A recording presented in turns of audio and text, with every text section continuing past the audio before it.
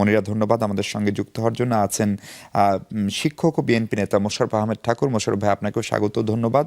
এবং আছেন আবুল হাসান রুবেল, তিনি নির্বাহী সমন্বয়কারী গণসংহতি আন্দোলন।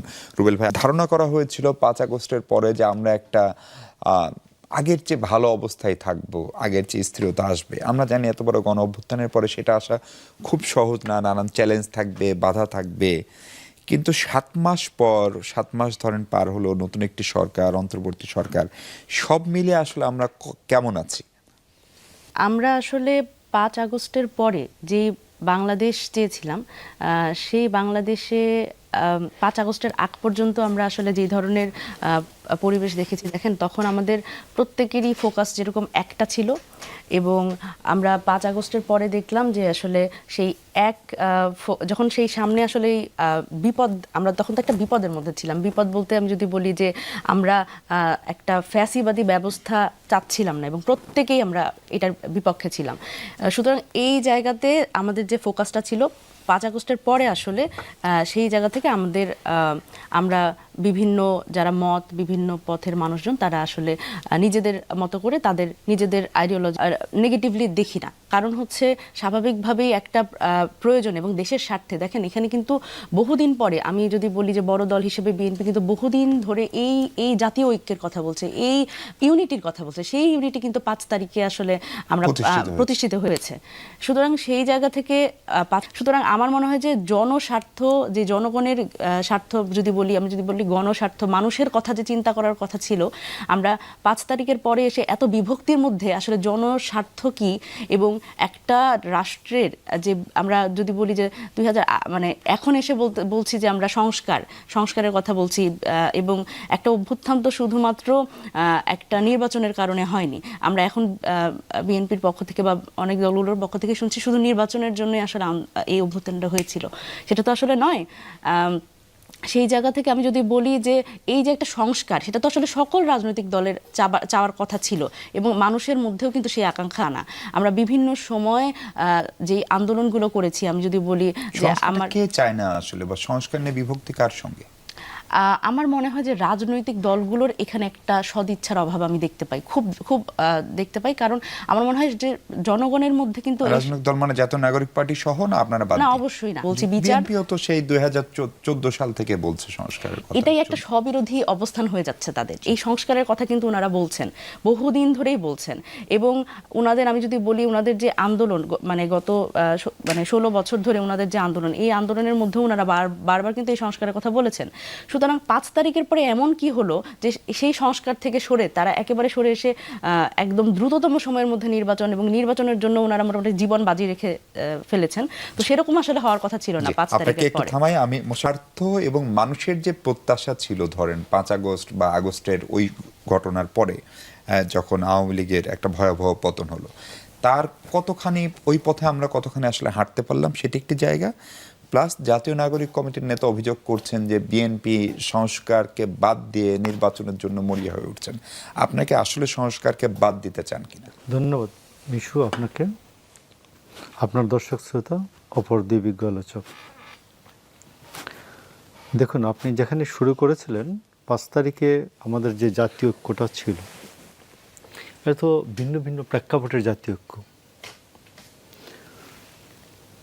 বেসরকারি বিশ্ববিদ্যালয়গুলি ধরুন জাতীয় এই আন্দোলনে নেমেছে, ঢাকা বিশ্ববিদ্যালয়ে নির্যাতনের প্রেক্ষিতে তারা নেমেছে, তারপর তাদের উপর নির্যাতন হচ্ছে, তারা কন্টিনিউ করেছে। হাসিনা গেলে আমি স্বস্তি পাবো বা ভালো থাকবো। রাজনৈতিক দলগুলি গত 14 বছর ধরে ঘরে ঘুমাতে পারছিল না। তারা মনে করছে যেই আসুক না আসুক, ওর আগে যাওয়া দরকার। তো 5 তারিখের পরে তো এইটার একটিও হয় নাই।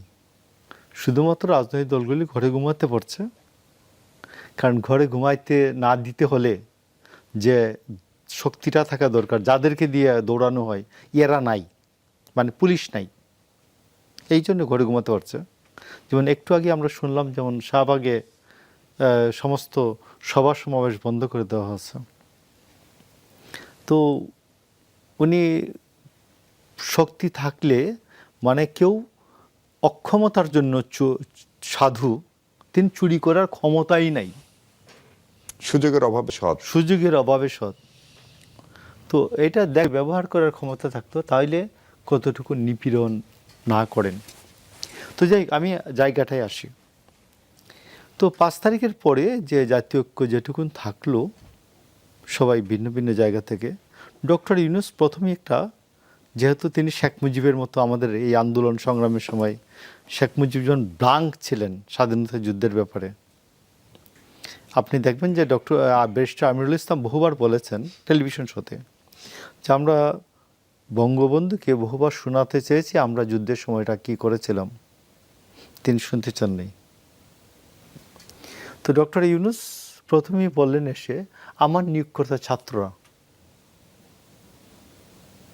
সকল শ্রেণী পেশার মানুষ, সকল রাজনৈতিক দল এখান থেকে ডিসকার্ড।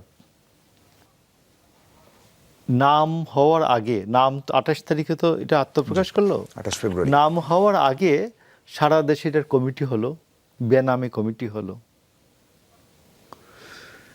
যে এটা এইরকম যে আপনি তো বিশ্ববিদ্যালয়ের শিক্ষক, আমরা লয়ে পড়াই যে সন্তান জন্ম হয় নাই, এই সন্তানের নামে জমিঘর, আগে জমি টমি কেনা যেত 2004-এর আগে, অজাত সন্তানের নামে সম্পত্তি ক্রয় টিপিএতে পড়ানো হয়।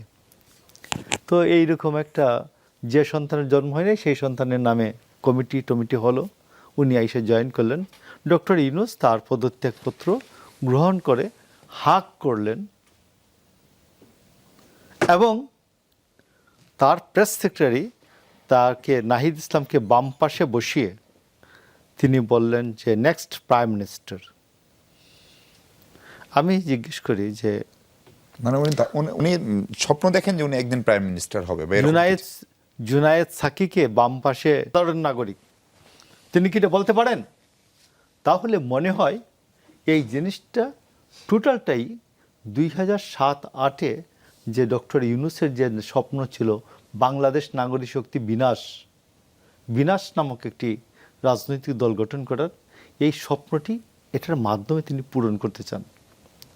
তো এই অবস্থায় থাকলে জাতীয় ঐক্য তো থাকবে না ভাই, জাতীয় ঐক্য তো থাকবে মানে না। আপনি সরকারের নিরপেক্ষতা, তো সুপ্রিম কোর্টে অ্যাপিলেট ডিভিশন 15th অ্যামেন্ডমেন্ট বাতিল করে দিয়েছে, যে 15th অ্যামেন্ডমেন্টের মাধ্যমে যে শেখ হাসিনা স্বৈরাচার হয়েছেন, ফ্যাসিস্ট হয়েছেন, শেখ মুজিব যেমন 4th অ্যামেন্ডমেন্টের মাধ্যমে ফ্যাসিস্ট হয়েছিলেন, ঠিক তেমনি এই 15th অ্যামেন্ডমেন্ট বাতিল হয়েছে। 15th অ্যামেন্ডমেন্ট বাতিলের মধ্য দিয়ে একটি